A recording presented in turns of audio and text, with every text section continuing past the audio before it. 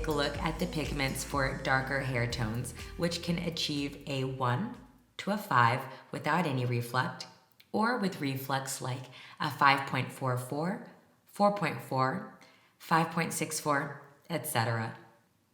As you can see on the Oswald star, there's only one pigment which will provide coverage for darker tones, that being saffron. It is possible to add a touch of honey, but not too much.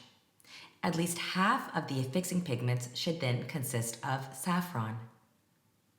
There are 5 neutralizing pigments: Cappuccino, Brownie, Black Forest, Navy, and Black Pepper.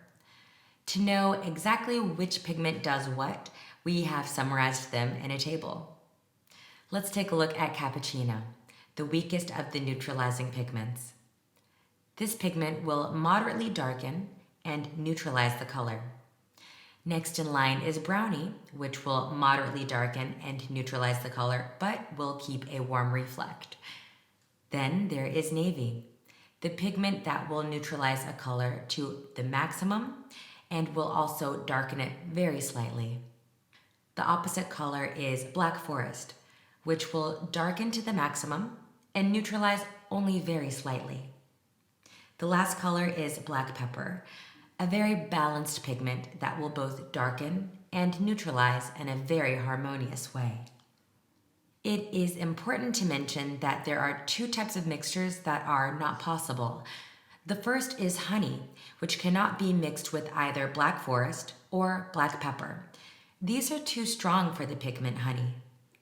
That means that the mixture of honey and saffron can only be used in combination with the other 3 neutralizing pigments: Cappuccino, Brownie, and Navy.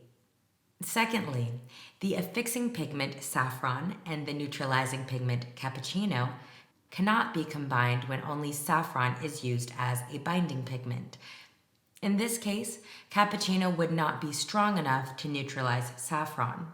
On the contrary, if the affixing pigments are a mix of honey and saffron, namely a mix of 2/3 honey and 1/3 saffron, then Cappuccino has the capacity to neutralize it correctly.